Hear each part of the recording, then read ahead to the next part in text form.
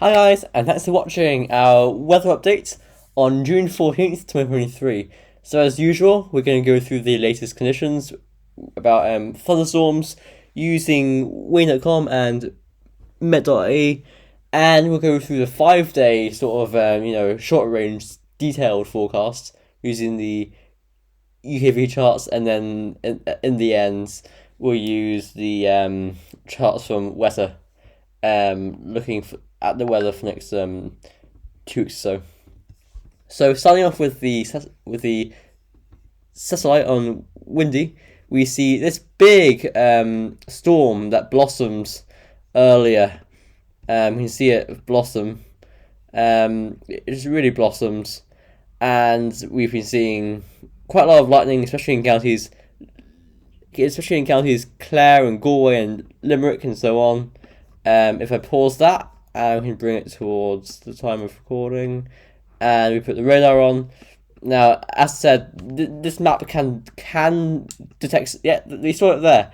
It can detect live lightning. So I'm gonna let this sit for a second. We got one strike. Hopefully we get a few more. It shows you that we got a big storm right now around Limerick and that sort of area, especially to the south of Limerick. There's actually a bit of an error with this radar.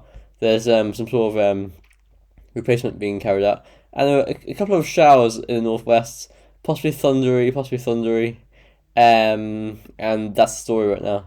Oh, and just as more strikes, and I think that's enough strikes for now. Thanks, Wendy. Thank you. Let's go to today's warning for thunderstorms. Now, earlier this did include counties Kerry and Cork, but it's sort of been trimmed to only include Tipperary, Limerick, Clare, Galway, and Mayo. So West Connacht and North Munster. So it says localized slow-moving showers and storms with lightning, gusty winds, and hail in the most intense downpours. So the impacts are possible impacts of flooding and difficult travel conditions, and it's valid from 6:53 p.m., which was just like now basically, and it's valid to 9 p.m. And earlier this warning was, I'm pretty sure, was originally issued at 11 to also include Kerry and Cork, and it's just been trimmed. I think this radar shows it a bit better. So we've seen lots of lightning just to the southeast of Limerick, and I say it's raining right now in Limerick, also along the M7, and further north of Limerick, of Limerick as well. Also seen some strikes with the thundery shower over the northwest. And if we just take a look at how this storm formed, I may fast forward to I don't know. Let's go 3 o'clock. Yeah, why not? And we just start seeing a few showers form. Over Kerry, we saw a storm, and then quite widely over Tipperary, Clare, Kerry, Limerick, Galway, Mayo, especially over Limerick and Clare and Tipperary. We see that big storm popping off. So this activity is a bit is, I should say, not as severe as yesterday's activity, but I say that tomorrow's activity will be more severe than today's, and we'll see that with the UKV charts in a minute. So here we go, UKV. So going through today, we can see a few showers and thunderstorms in the west this evening, and they'll clear through, and will be mainly dry and clear, bar a shower maybe in the northwest. And again, tomorrow we can see, I say about 2 o'clock or 3 o'clock, storms break up very widely across the country. Bar the east and south, unfortunately for me. But yeah, some quite intense downpours. Again, frequent lightning, big hail, gusty winds, flooding, and that sort of stuff. All a risk with these downpours moving northwards, and they'll be very widespread too. And now, if we look towards the southwest on Thursday evening, we start to see signs of a change as we see some thundery rain off the southwest coast, and that makes its way northwards to affect the south of the country on Friday morning.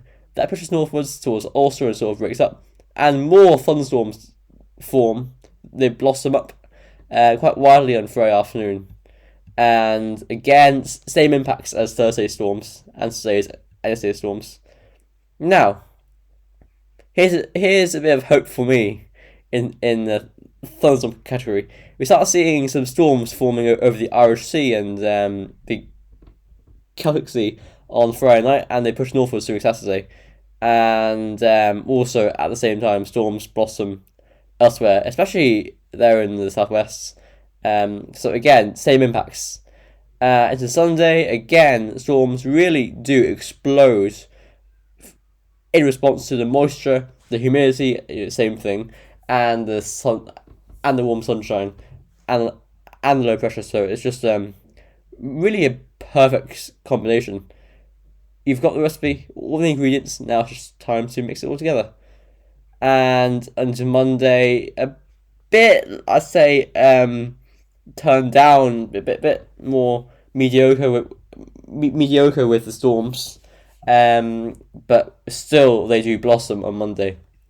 Now let's just look at the temperatures expected. I don't often look at these, but I think we should because they're going to be quite warm. So today we saw temperatures up towards like up to the mid-20s in the west and Midlands, around the low 20s in the east, and let's say the high teens in those western areas that were hit by the thunderstorms. And we push through tonight, quite cool in the northeast, but elsewhere you're staying in the teens. Going into tomorrow, we see quite widely temperatures up to like 25 to 26 degrees, even in the east where we will have the wind off the sea and onshore winds. So that's quite surprising. Surprisingly, actually, it's the west that is cooler, but actually that's probably due to thunderstorms. And pushing through. Tomorrow night is warmer. The lowest temperature inland is 14 degrees, while the coast actually stay around like 15 to 18 degrees. So that's really quite bad for sleeping. And just get rid of that. Sorry now. Actually, Friday we start seeing temperatures a bit cooler because you've got more clouds and more showers and thunderstorms. So if we stay bright, for example, in the southwest and in the east, you're up to around 22 degrees, but elsewhere only high teens. Then if we push forward towards Friday night, again same sort of temperatures as Thursday night into Saturday. Where the storms are where they fall and where they occur, you sort of see that little pocket there in the south, only 15 degrees at midday, but elsewhere you're into the 20s. Some similar low temperatures there, and same story for Sunday. If you've got storms, high teens. If you've got sunshine, 20s. And if you go into Monday, we can see since we have like fewer storms, the temperatures more widely into the low 20s. And the reason, at this time of year, the sun is very, very strong. So any sunshine will significantly impact these temperatures. So that's why we see these such drastic differences in temperature. Now, that's enough shorter range. We can move on to the long range. So here's the GFS, and we'll get cracking.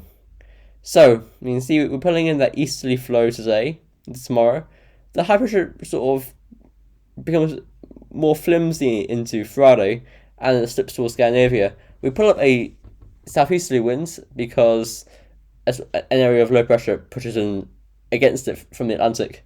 Winds around the low pressure go anti-clockwise, and the winds around the high pressure go clockwise, so it pushes up a southeasterly flow. So sorry guys. Yeah. So it gets warmer and more thundery into the weekend as the low gives us moisture. Into next week, we just see quite widely low pressure just forming around the country. High pressure does try and rise, and I think in the end it does do so. Yeah, there it is, and it pushes towards Scandinavia before quite a vigorous autumnal low just barrels in from the Atlantic into the end of June, and that looks quite unsettled. And by Friday, June 30th, we are flat as a pancake. Now, like, that saying is rarely ever heard in the summer. You only really hear it in the autumn and the winter, but I'm saying it in the summer because it's actually quite westerly and unsettled with the classic scenario of high pressure to the south and low pressure to the north. Next, looking at the ECMWF, hover that again. So we can see Friday, low pressure is edging in. Saturday, it's coming. And on Sunday, it's pretty much firmly over us, especially on Monday and Tuesday. And the midnight run, we want that one. Looks like this. Very, very similar story. By the end of the run, though, we do see high pressure from the Azores ridging in. The GEM, the GEM. How do they get 3 words to make GEM? It's just mind-blowing. Anyway, sorry guys. Here we go. Let's get on with it. That same thundery low does push in from the west, let's say, on Saturday. So I think there's good agreement that the low will reach us by Friday nights, because that was something that we were sort of saying that it'd be a bit uncertain was a bit uncertain in yesterday's video, but now it looks like we got fairly good agreements that the low will make its presence felt on Friday night in large parts of the country. And the low does stay there basically during next week. Except by the end of the week, high pressure does build in. Upper air temperatures look warm. We get the plus 10 Celsius ice time at 850 HPA over the country. The UK Met run is next, and we push through with that low pressure coming through, breaking down the high pressure. And does it move? No, it doesn't. By the end of the run, Wednesday, June 21st, it's still there, giving showers and thunderstorms and spells of rain and that lot. Icon. So it's very clear that we're probably breaking out now of that prolonged dry spell, and obviously some areas do need the rain. I'd say that with that sort of setup, we won't see continually grey skies. Like, it'll be sort of like convection based, where we sort of get like sunny mornings, but then the clouds do bubble up and we get these downpours, and they gradually do die back in the evening. So this is the Icon run, and again we sort of see that around Friday nights pushing in, and it stays there. That low stays there. Although by June 22nd, we do start to see the Azores side try to budge itself northwards, and we finish off with the arpege run. This is not working. There we go. And this gets you 114 hours, but we can see quite nicely the low pressure does make it in around Friday evening, Friday night. So that's all grand. So